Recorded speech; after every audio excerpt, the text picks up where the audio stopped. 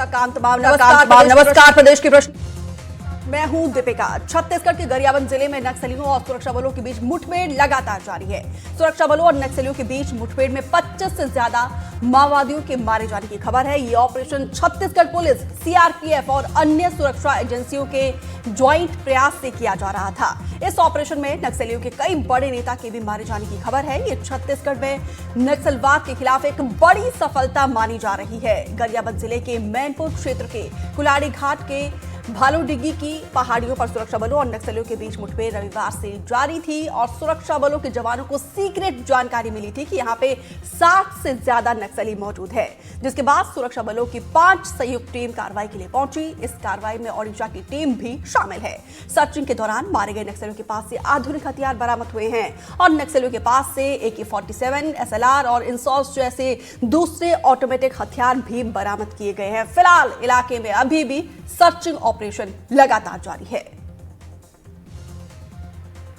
तो देखिए, ये इस साल का अब तक का सबसे बड़ा ऑपरेशन माना जा रहा है और देखिए, एक के बाद एक बड़ी कामयाबी हमारे सुरक्षा बलों को मिल रही है। और इस पूरे मामले को लेकर जिस तरीके से 1 करोड़ का इनामी नक्सली भी जो है ढेर हुआ है, अपने आप में बड़ी उपलब्धि है, क्योंकि बड़े बड़े नक्सली नेता जो है इस पूरे ऑपरेशन में ढेर हुए हैं। हालांकि अभी तक पुष्टि नहीं हो पाई है कि कितने नक्सलियों को ढेर किया गया है, लेकिन कहा जा रहा है कि 27 के आसपास नक्सलियों को ढेर किया जा रहा है। 60 नक्सलियों को पूरी तरीके से घेरा गया है और यहां पे ऑपरेशंस अभी भी लगातार जारी है।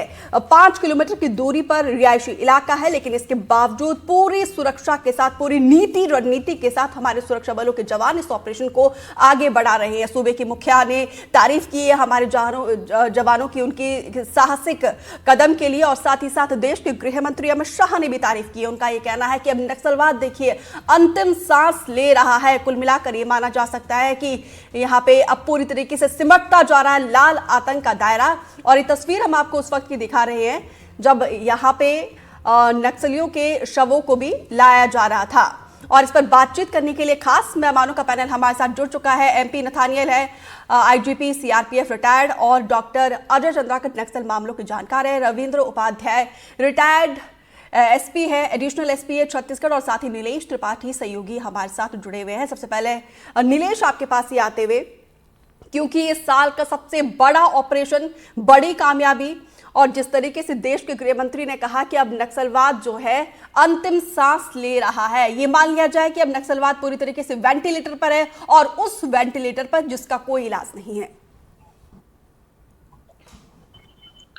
देखिए दीपिका, बिल्कुल इस साल की सबसे बड़ी कामयाबी है, और सिर्फ इस साल की नहीं बल्कि बस्तर को, अगर बस्तर रेंज को छोड़ दिया जाए तो छत्तीसगढ़ में अब तक की सबसे बड़ी कामयाबी के तौर पर देखा जा सकता है बस्तर रेंज को छोड़कर नक्सलियों के मामले में। इससे पहले महाराष्ट्र के इलाकों में इससे ज्यादा नक्सली मारे गए हैं, तेलंगाना में भी मारे गए हैं, उड़ीसा की कुछ घटनाएं हैं, लेकिन छत्तीसगढ़ में बस्तर छोड़कर पहली बार इतनी बड़ी संख्या में, वो भी इतने बड़े कैडर को मारने की बात है, और ये अपने आप में बड़ी सफलता है। लेकिन इससे ये कह देना कि नक्सल जो समस्या पूरी तरह से वेंटिलेटर पे, अभी थोड़ी जल्दबाजी जरूर हो सकती है, क्योंकि एक्सपर्ट्स हैं हमारे साथ, वो जरूर इस पर और प्रकाश डालेंगे कि अभी नक्सल के जो मामले हैं या नक्सलवाद जो जिस तरह से पनपा हुआ है और जिस तरह से फैला हुआ है, अभी बहुत कुछ होना बाकी है। लेकिन ये बिल्कुल सही है कि एक के बाद एक लगातार प्रहार जो है हमारे सब सुरक्षा बल के जवान कर रहे हैं और उनको सफलता मिल रही है।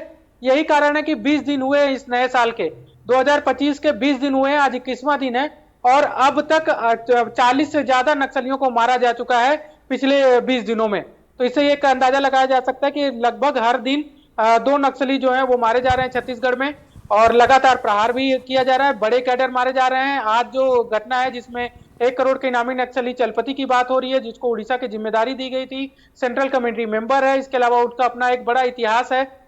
इसके अलावा कुछ दिन पहले जब दंतेवाड़ा बीजापुर सीमा पर जो मुठभेड़ हुई थी, तेलंगाना के फोर्स भी जिसमें शामिल थी, उसमें दामोदर को मारा गया था, जो वेपन्स बनाने में बड़ा माहिर माना जाता था, नक्सलियों को हथियार सप्लाई का बड़ा चैन था, और वहां पर भी हमने देखा था कि कैसे सुरंग बनाकर हथियार बनाने और उसको छुपाने का काम किया जा रहा था। तो ऐसी जगहों पर अगर फोर्स पहुंच रही है और नक्सल कैडर मारे जा रहे हैं तो एक बड़ी सफलता है, और उस दिशा में हम आगे बढ़ रहे हैं। जिसको लेकर टारगेट फिक्स किया गया है कि 2026 मार्च तक छत्तीसगढ़ ही नहीं बल्कि पूरे देश से नक्सल समस्या का समाधान होना है। दीपिका, बिल्कुल।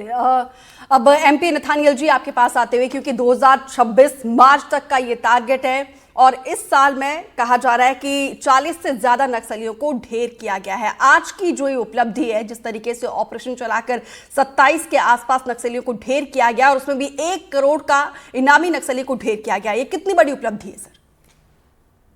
इसमें तो कोई शक की बात नहीं है कि बहुत ही बड़ी उपलब्धि है कि 1 करोड़ का इनामी जो टेररिस्ट है, माओइस्ट, वो मारा गया इस एनकाउंटर में। और उसके अलावा उसके कई और साथी भी मारे गए हैं। तो इससे जाहिर होता है कि अब इनका लीडरशिप जो है वो तकरीबन ख़त्म हो रहा है। इंसर्जेंसी के बढ़ने के लिए 3-4 चीज़ें ज़रूरी हैं। एक तो है, सबसे पहले आइडियोलॉजी होना चाहिए, इनका विचारधारा इनका ऐसा होना चाहिए जिससे कि पब्लिक उनसे प्रोत्साहित होए। दूसरा होता है कि पब्लिक का सपोर्ट इनको काफ़ी मिले, पॉपुलर सपोर्ट जिसे बोलते हैं। अगर वो सपोर्ट है तो फिर इन लोगों को थोड़ा फ़ायदा होता है। लेकिन अब जो है वो सपोर्ट भी ख़त्म हो गया इनका, क्योंकि सीआरपीएफ और कोबरा काफ़ी अंदर जा चुके हैं। जितने भी फॉरवर्ड बेसेस हैं वहाँ पर उन्होंने कब्जा मार लिया है। तो सीआरपीएफ के अंदर जाने से इन लोगों का मूवमेंट बिल्कुल ही तकरीबन ख़त्म हो गया है। अब जैसे हिडमा है, हिडमा के पास ही, उस गांव के पास ही सीआरपीएफ का एक पोस्ट खुल गया है। अब वो उस तरफ आ भी नहीं सक रहा और इसके वजह से उसके सब कार्रवाइयाँ तकरीबन बंद कर दी गई हैं। इसके अलावा इनका जो नेतृत्व है वो भी तकरीबन ख़त्म कर दिया है। पिछले कुछ महीनों में कई इनके टॉप लीडर्स या तो सरेंडर कर चुके हैं या तो मारे गए हैं एनकाउंटर्स में। तो इसके वजह से अब मुझे पूरा विश्वास है कि इस साल के अंत तक नक्सली प्रॉब्लम जो है ये बिल्कुल ही ख़त्म हो जाएगा। अभी हाल ही में कर्नाटका में भी एक नक्सली मारा गया था जी। और 6-7 और सरेंडर कर दिए। तो कर्नाटका में तो अब वो बिल्कुल निश्चिंत है कि नक्सलिज्म, माओइस्ट जो है वहाँ से ख़त्म हो चुका है। गढ़चिरौली में भी तकरीबन ख़त्म हो चुका है। इस तरीके से तकरीबन हर प्रांत में ये माओइज्म खत्म हो चुका है। तो बिल्कुल हर प्रांत में माओवाद जो नक्सली है वो खत्म हो चुका है और छत्तीसगढ़ में भी ये दायरा जो है धीरे धीरे अब सिमटता जा रहा है। रविंद्र उपाध्याय जी, अब आपके पास आते हुए, क्योंकि हमने देखा कि बीजापुर में हमने 8 डीआरजी के जवानों को खोया था और उसका बदला किस तरीके से हमारे जवान ले रहे हैं ये समझना चाहिए नक्सलियों को, क्योंकि उसी वक्त हमारे जवानों ने कहा था कि हम बदला लेकर रहेंगे और 2 टूक कहा था। और डीआरजी देखिए हमारे अनसंग हीरो होते हैं, वो उस इलाके के टेरेन से वाकिफ होते हैं, उनको पता होता है कि किस तरीके से नक्सलियों की नीति रणनीति है, उसकी काट उनके पास होती है। तो ये जो डेडली कॉम्बिनेशन है सीआरपीएफ और दूसरे बटालियन के साथ साथ डीआरजी का, क्या यही कॉम्बिनेशन नक्सलियों का काल बनता जा रहा है? नहीं, आपने अभी आईजी साहब ने जो एक बात बोली, बहुत अच्छी बात बोली जी। कि ये जो इन लोग जो हतोत्साहित हुए हैं, जो लोग डिमोरलाइज हुए हैं, उसका सबसे बड़ा कारण है कि जो इनकी लीडरशिप है वो बहुत बुरी तरह ढेर हुई है। बड़े बड़े लीडर ने सरेंडर भी किया है और बड़े बड़े लीडरों के जो अभी आज जैसे चलपति की बात आ रही है कि जो मारा गया है, ऐसे भी कड़मा के बारे में बात चल रही थी। कड़मा के गांव तक पुलिस पहुंची और एक प्रभाकर भी है जो नॉर्थ बस्तर का है। इस तरह के जो बड़े बड़े लीडर जब हमारे कब्जे में आ रहे हैं तो निश्चित रूप से इनके जो संगठन को बहुत बड़ा एक क्षति पहुंची है। और इनमें सबसे अच्छी बात जो एनकाउंटर में हो रही है, पहले क्या होता था कि एनकाउंटर होता था तो ये अपनी डेड बॉडी मोस्टली ले जाते थे और डेड बॉडी पुलिस को रिकवर नहीं होती थी। अभी क्या हो रहा है कि डेड बॉडी रिकवर हो रही है और उसके साथ हमारे असलाह बहुत रिकवर हो रहे हैं। SLR और 47 और इनके जो GBL है वो पूरी तरह हमको रिकवर हो रहे हैं। अभी जो पिछली मुठभेड़ हुई थी जिसमें 12 नक्सली मारे गए हैं, उनके जो अब हथियार बरामद हुए थे, अभी ये स्थिति आ गई कि अब इनके पास हथियार नहीं बचे। बिल्कुल, हालांकि इसके बाद नक्सलियों ने खुद प्रेस रिलीज करके कहा था कि वो 12 नहीं 18 थे। हाँ जी, 12 नहीं 18, मतलब उनके द्वारा एडमिट किया, लेकिन 18 मानना भी बहुत अच्छी बात थी। और ये निश्चित रूप से अब इनका ये क्रैक होना चालू हो गए अब इनके साथ। और अभी जो एक बहुत बड़ी फैक्ट्री पकड़ाई थी जिसमें इनकी लेथ मशीन थी, ये बहुत जा रही है, वहां पर वेपन, हैंडी जो देशी वेपन्स बनाते थे वो भी रिकवर हुए हैं। और इनकी एक मशीन जो थी, लेथ मशीन, जो एक सुरंग बना के इन्होंने खोद के रखी थी, उसके अंदर से रिकवर हुई थी। तो ये इस तरह की जो बहुत अच्छी जो सफलताएं मिल रही है पुलिस को, ये निश्चित रूप से अगले 1 साल के अंदर इन लोगों का जो पूरा जो संगठन है, जो मेरे हिसाब से सन 85 या 84 से स्टार्ट हुआ है छत्तीसगढ़ क्षेत्र में, क्योंकि मैं 86 से छत्तीसगढ़ में देख रहा हूँ। 86 में मैं नक्सलाइट क्षेत्र में था, तो मैंने 86 से इनको देखा है। तो 86 से धीरे धीरे इनका जो प्रभाव बढ़ा, ये करीब करीब 98, 99 और 2006 तक तो इतना पीक पे था कि उस समय पुलिस को जंगल में घुसने में 3 बार सोचना पड़ता था। लेकिन अब ये हो गया कि अब नक्सलियों को 3 बार सोचना पड़ रहा है कि वो रहे जंगल में, या हम सरेंडर कर दें, या हम मुख्य धारा में शामिल हो जाए। और अब नक्सलियों को भी समझ लेना चाहिए कि अब उनको मुख्य धारा में शामिल होना ही उचित होगा, क्योंकि अब उनके पास ना जो हैंड्स बचे हैं, ना रिक्रूटमेंट बचा है, ना वो परिस्थितियां बची जिस आधार पे वो इस स्टेट से लड़ सके। तो बिल्कुल ये एक अच्छी कामयाबी है, और मैं छत्तीसगढ़ पुलिस को और जो तेलंगाना पुलिस जिनके साथ हमारे मिलकर मुठभेड़ हुआ, उड़ीसा पुलिस के साथ मुठभेड़ हुआ, उनको बधाई देना चाहता हूं। और छत्तीसगढ़ बिल्कुल पुलिस अपने आप में वास्तव में इस बहुत समय बहुत अच्छी बड़ी उपलब्धि है। अब डॉक्टर अजय चंद्राकर जी आपके पास आते हुए, क्योंकि जिस तरीके से एक के बाद एक बड़ी उपलब्धि हमारे जवानों को मिल रही है, क्योंकि देखिए जब से साय सरकार बनी है उसके बाद से यहाँ पे खुला ऑप्शन दिया गया, नक्सलवाद को बातचीत का दिया गया और हर एक ऑप्शन दिया गया, बातचीत से आप करो, कितनी बार न्योता यहाँ पे दिया गया है। अब नहीं माने तो यहाँ पे दूसरा रुख जो है अपनाना पड़ रहा है। तो सारे ऑप्शन नक्सलवाद के पास है। फिलहाल जो है नक्सल का संगठन टूट चुका है, रीढ़ टूट चुकी नक्सलवाद की, अस्तित्व के लिए जूझ रहा है। तो इस वक्त अब क्या विकल्प नक्सलवाद के पास रहता है? देखिए दीपिका जी, भारत के गृह मंत्री अमित शाह जी के द्वारा जिस तरह से सार्वजनिक रूप से घोषणा किया गया, और घोषणा करने के बाद शिखर स्तर पर वो जो बैठकों का आयोजन करते रहे और उसमें रणनीति बनाए, उन रणनीतियों का फ्रूटफुल फलदायी फल अब बस्तर में दिखाई दे रहा है, छत्तीसगढ़ में दिखाई दे रहा है। और इसके बाद छत्तीसगढ़ में विष्णुदेव साय जी की जो सरकार आई और ये जो कॉम्बिनेशन दिखाई दिया, पहले चर्चा होती थी दीपिका जी कि नक्सलवाद के साथ आखिरी लड़ाई अबुझमाड़ में होगी, लेकिन अबुझमाड़ में तो पहले ही हमारी फोर्स पहुंच गई और जिस तरह से वहां पर सफलता हासिल की, उसके बाद कहा जाता था कि ये जो बटालियन का एरिया है जहां पर नक्सली खुलेआम बाइक से घूमते हुए नजर आते और वो आंध्र प्रदेश तेलंगाना वो प्रवेश कर जाते हैं, वहां हमारी फोर्स जिस रणनीति के साथ केंद्र सरकार का विश्वास और केंद्र सरकार और राज्य सरकार का कॉम्बिनेशन और हमारे फोर्स को और साथ ही साथ जो लगातार मनोबल देते हुए वो लगातार बटालियन के एरिया में कैंपों की स्थापना, और ये बहुत बड़ी बात है। नक्सल समस्या को जब से देख रहे हैं, इस तरह की रणनीति ये लाजवाब बेहतरीन रणनीति कही जाएगी। और जब वहां से ऑपरेशन के बाद हमारे फोर्स लौटते और लौटने के बाद उनका जो कॉन्फिडेंस होता है, उनको जब हम आनंदित होकर के नृत्य करते देखते हैं, ये 2015-2013 तक अकल्पनीय लगता था दीपिका जी।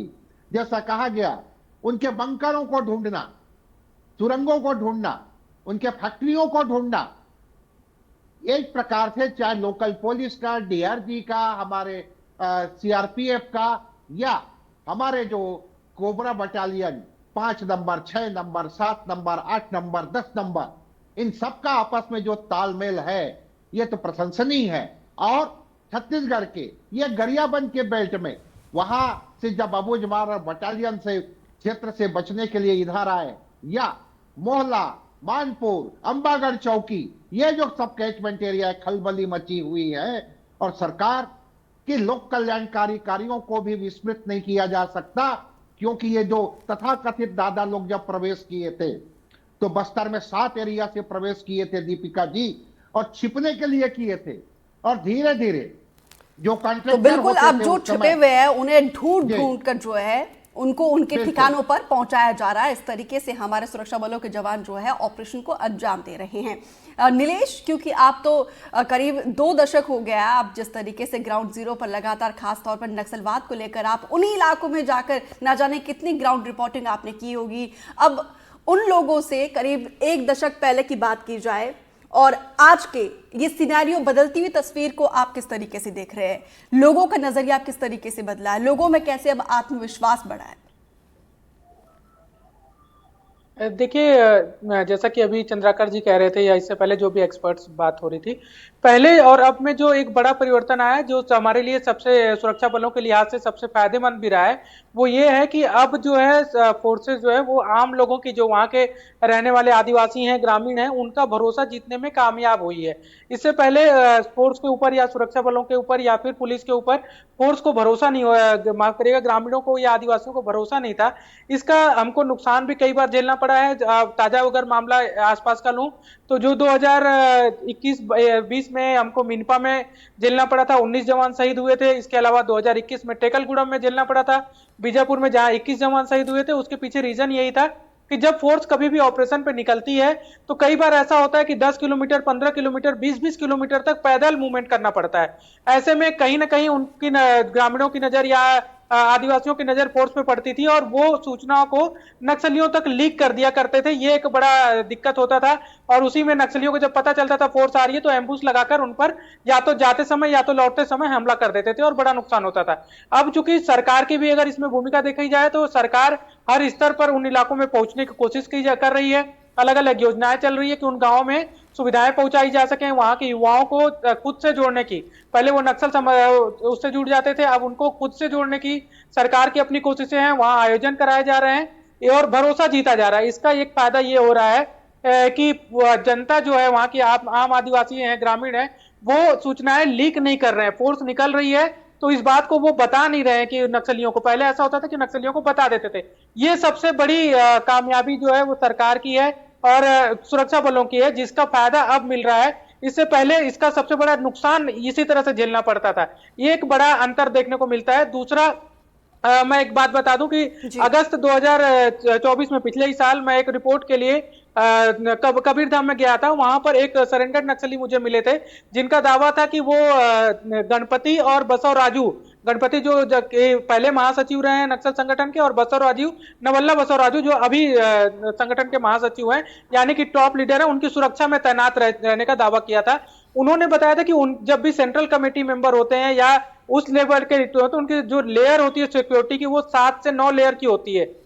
आज जो सफलता मिली है जिसमें सेंट्रल कमेटी का मेंबर मारा गया है, तो आप इस बात का अंदाजा लगाइए कि लगभग 5 कम से कम लेयर को भेदते हुए फोर्स जो है उनके बीच में घुसी है और उनको मार गिराया है। यही एक कारण है कि जो संख्या पहले 2 नक्सलियों की आ रही थी कल शाम तक, आज अभी तक जो है 25 से ज्यादा, 27 करीब के आसपास नक्सलियों की संख्या आ रही है मार गिराने की, और उसमें भी बड़े कैडर के होने की संभावना पूरी है, क्योंकि जो मारे गए हैं, जो हथियार बरामद हुए हैं, उनसे लगाया जा रहा है। तो ये एक बड़ी सफलता है फोर्स की, पुलिस की और सरकार की, जो आसपास के लोगों को, ग्रामीणों को और आदिवासियों को अपने भरोसे में लेते आ रहे हैं। ये एक बड़ी सफलता है। यही बदलाव जो है अब वो नक्सल समस्या का, जो खासकर बंदूकधारी नक्सलवाद की बात करें दीपिका, वाद की बात करेंगे तो उसमें थोड़ी सी समस्या हो सकती है, क्योंकि वाद को इतना जल्दी खत्म कर पाना, चाहे कोई भी विचारधारा हो, इतना आसान नहीं होता है। क्योंकि जब भी कोई सरकार से किसी भी कारण से असंतुष्ट होगा, नाराज होगा, कभी प्रताड़ित महसूस करेगा, तो वो इस तरह के वाद से जुड़ता है। तो वाद को खत्म कर देना ये अभी थोड़ा जल्दबाजी होगी, लेकिन बंदूकधारी जो नक्सली हैं उनको खत्म करने की ओर तेजी से सरकार बढ़ रही है, फोर्स बढ़ रही है, इसमें कहीं कोई दो राय नहीं है। बिल्कुल। नथानियल जी, जो 1 करोड़ का इनामी चलपति था जो अब चला गया है, कहा जा रहा है कि इसके आसपास जो है 5 लेयर की सुरक्षा होती थी। अब हमारे जवान नक्सलियों के कोर इलाके में जाकर, वो भी 1 करोड़ जैसे इनामी नक्सली को ढेर कर रहे हैं। ग्रामीणों के ऊपर भरोसा अब बना हुआ है, आदिवासियों का भरोसा भी साफ तौर पर अब देखा जा रहा है किस तरीके से हमारे सुरक्षा बलों ने, सरकारों की कोशिश से उन्होंने अर्जित किया है। लेकिन कांग्रेस को क्यों भरोसा नहीं होता? क्योंकि आज ही दीपक बैज ने कहा है कि अगर वाकई में नक्सली मारे गए हैं तो ठीक है, नहीं तो कहीं ना कहीं उन्होंने एक सार्केस्टली कहा है कि अभी भी कहीं ना कहीं जो है आदिवासियों को टारगेट किया जाता है। नहीं, इसमें तो कोई संदेह नहीं है कि जवानों ने वाकई में बहुत बढ़िया ऑपरेशन किया हुआ है, और इसमें चाहे कांग्रेस हो या कोई भी पार्टी हो, ये तो हमें विश्वास करना ही पड़ेगा कि एनकाउंटर्स हुए हैं और हमारे जवानों ने काफ़ी सफलता प्राप्त की है। और इसी के वजह से जो नक्सलाइट एक्टिविटीज़ हैं वो काफ़ी कम हो रहे हैं। और इसके वजह से ये भी है, जो इनके इर्द गिर्द जो टॉप लीडर्स हैं, इनके इर्द गिर्द जो रिंग्स बने हुए हैं, इनमें भी कमजोरी इसलिए आ गई है क्योंकि इनके पास अब इतनी नफरी नहीं है कि काफ़ी आदमी लगा के रखें कई सर्कल्स के अंदर। पहले मैंने कई जर्नलिस्ट को भी देखा है जिन्होंने कोशिश की है पहुंचने के लिए बड़े लीडरों से, तो उनको भी कई रिंग्स क्रॉस करके फिर जाना पड़ रहा था। तो ये है कि इनके पास नफरी कम होने की वजह से भी इनका जो घेरा लगा हुआ था सिक्योरिटी का वो भी कमज़ोर हो गया है। और उसके अलावा सिक्योरिटी फोर्सेस भी अब बिल्कुल पूरे जोरों के साथ इनके पीछे लगे हुए हैं, तो मोरल भी इनका डाउन है। और वैसे भी उनको पता है कि वो अब उस तरीके से लड़ नहीं सकते थे जैसे पहले करते थे। एक तो इनके हथियार काफ़ी वापस सीआरपीएफ को मिल गए हैं, स्टेट पुलिस को मिल गए हैं, और इनको ज़्यादातर वो कट्टा वट्टे पे निर्भर करना पड़ता है, जो कि लेथ मशीन पे ये खुद बना लेते हैं।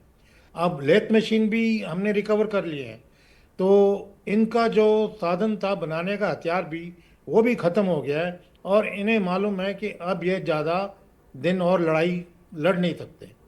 तो इसी के वजह से मुझे पूरा विश्वास है कि इस साल के एंड तक ये नक्सलिज्म बिल्कुल ही ख़त्म हो जाएगा, जैसे कि आंध्रा में भी ख़त्म हुआ था। जी। वहाँ पे ग्रे हाउंड्स ने बहुत बढ़िया काम किया, और उसी तरीके का काम छत्तीसगढ़ में भी डीआरजी और बस्तर और कोबरा बटालियंस कर रहे हैं सीआरपीएफ के साथ, और इसके वजह से कामयाबी अच्छी मिल रही बिल्कुल, है। एक के बाद एक बड़ी कामयाबी मिल रही। डॉक्टर चंद्राकर, नक्सलवाद का संगठन टूट चुका है, टॉप लीडरशिप ढेर हो चुका है, बड़े बड़े हथियार देखिए यहाँ पे जब्त किए जा रहे हैं, तो अब क्या ऑप्शन यहाँ पे नक्सलियों के पास रहता है? अब कुल मिलाकर ये मान लिया जाए कि अब काउंटडाउन शुरू हो चुका है लाल आतंक का। नीलेश जी बहुत अच्छी बात बोले दीपिका जी कबीर धाम का एक साक्षात्कार का जिक्र किए, ये बहुत बड़ी बात थी और उसमें काफी संदेश छिपा है। लेकिन यहां पर सरकार जिस तरह से अन्य मोर्चों पर भी काम कर रही, उनका शहरी सप्लाई लाइन दीपिका जी ये लगभग ब्रेक हो चुका है, और शहरी सप्लाई लाइन ब्रेक हो चुका तो उसमें अर्थ भी जुड़ा है, वेपन्स भी जुड़ा हुआ है। या फिर 5 साल पहले कश्मीर में कुछ घटनाएं घटी तो वहां पर जो हथियार मिला और जो आतंकवादी पकड़े गए, बोले हम तो नक्सलियों से छत्तीसगढ़ से खरीदे। तो ये जो शहरी सप्लाई लाइन के ऊपर भी सरकार काम कर रही है, ये भी इसका एक रीजन है। लेकिन बिल्कुल सही कह रहे हैं नीलेश जी, वैचारिकी का विमर्श जो एक वाद के रूप में है, फिजिकल रूप से आप समाप्त कर सकते हो, लेकिन अंत में वहां उनके ही द्वारा सरकार के पास वो आएंगे और वो संवाद करेंगे, तभी बस्तर में एक प्रकार से अमन शांति और डायनामिक दिखाई देगी दीपिका जी। तो कुल मिलाकर अभी भी बातचीत का रास्ता जो है उसकी तरफ हमें बढ़ना चाहिए। बिल्कुल, वो कमजोर होंगे, कमजोर होने के बाद उनके पास चारा नहीं है। वो जिस तरह से प्रकृति के निःशुल्क उपहारों की बात करते थे और ब्रेन वॉश करके जिस तरह से एक्चुअली वो घुसपैठिए थे छत्तीसगढ़ में जो प्रवेश किए, और वहां के आम नागरिकों के साथ, जैसे उदाहरण दूं दीपिका जी, तेंदू पत्ता का उस समय रेट मिलता था 5 पैसा, तो उसको 6 पैसा करवा दिए, तो आम नागरिक यह समझती थी कि हमारे हितैषी हैं। लेकिन अब सरकार की तरह तरह की लोक कल्याणकारी कार्य, आज बस्तर की लड़कियां जिस तरह से पढ़ाई कर रही और छत्तीसगढ़ के विभिन्न क्षेत्रों में आ रही, चाहे नर्सिंग क्षेत्र में या फिर ब्यूरोक्रेसी के क्षेत्र में, ये काबिल तारीफ है। और ये बस्तर तो निश्चित रूप से बदला है। इसमें चौमुखी जो रणनीति बनी है, चाहे प्रशासनिक लेवल पर, चाहे विकास के ऊपर, चाहे विधि के शासन के ऊपर, या फिर टिट फॉर टैट के लिए, ये सब, ये शहरी सप्लाई लाइन को बंद करना, ये सब इसके विभिन्न आयाम है दीपिका। रविंद्र उपाध्याय जी, मार्च 2026 के लिए हम अपने टारगेट को कितना % पूरा कर चुके हैं? मुझे लग रहा है कि जिस हिसाब से छत्तीसगढ़ पुलिस के जो लोग नेतृत्व कर रहे हैं, अधिकारी इस नक्सल मूवमेंट का, उन्होंने जिस तरह से सफलताएं हासिल की है और जो सफलताएं मिलती जा रही हैं, ये निश्चित रूप से हमको एक किसी ठोस मुकाम पे पहुंचा रही है। और जैसा कि गृह मंत्री जी ने बोला हुआ है कि 2026 में मार्च तक हम इसको नेस्तनाबूद कर देंगे, तो मुझे लग रहा है जिस हिसाब से जो मूवमेंट चल रहा है, वो निश्चित रूप से सफलता के झंडे इसमें लगेंगे और ये चरम सीमा पर पहुंचेगा। मेरे को याद है कि मैं करीब करीब इस छत्तीसगढ़ स्टेट में वर्षों से नक्सली मूवमेंट को देख रहा हूं। पहले ये बालाघाट क्षेत्र में मंडला जिले से मतलब ये महाराष्ट्र में लगा हुआ था, गढ़चिरौली से लगा हुआ था, उधर तेलंगाना से लगा था, सुकमा बीजापुर पर ज्यादा हाइपर माना जाता था। लेकिन अभी जो घटना हुई कुल्हाड़ी घाट वाली, जी ये बड़ा लो सेंसिटिव इलाका माना जाता था नक्सलियों के लिए, और ये एक तरह से वो उनका हाइड था, हाइड आउट्स थे। और हाइड आउट्स में कुल्हाड़ी घाट, जहां बहुत सालों पहले राजीव गांधी आए थे कुल्हाड़ी घाट में, ये राजीव गांधी उस जमाने में आए थे, करीब करीब मुझे लगता है 30 साल पहले राजीव गांधी जी आए थे। उस जमाने में कुल्हाड़ी घाट में आदमी आसानी से चला जाता था। और आज कुल्हाड़ी घाट में यदि नक्सली मूवमेंट कर रहे हैं, जो कि लो सेंसिटिव इलाका माना जाता है, मोस्टली आज तक मैंने नहीं सुना कि उस क्षेत्र में कभी बहुत ज्यादा एनकाउंटर हुए हैं, नहीं के बराबर एनकाउंटर हुए। यदि तो हुए बिल्कुल भी अब सेंसिटिव हैं तो इलाकों 2-4 में साल जाके एक दो ऑपरेशन को एनकाउंटर हुए। सफलतापूर्वक अंजाम दे रहे। फिलहाल आप सभी मेहमानों का हमारे साथ जुड़ने के लिए बहुत बहुत शुक्रिया। नीलेश, विस्तार से जानकारी देने के लिए आपका भी बहुत बहुत शुक्रिया। तो देखिए, बीजापुर हमले का किस तरीके से चुन चुनकर हमला हमारे सुरक्षा बलों के जाबाज ले रहे हैं। ये हिंद की सेना है, हर साजिश को नेस्तनाबूद करने का मादा रखती है। ये नक्सलवाद को समझना चाहिए। फिलहाल इस बुलेटिन में इतना ही। दीजिए इजाजत, नमस्कार।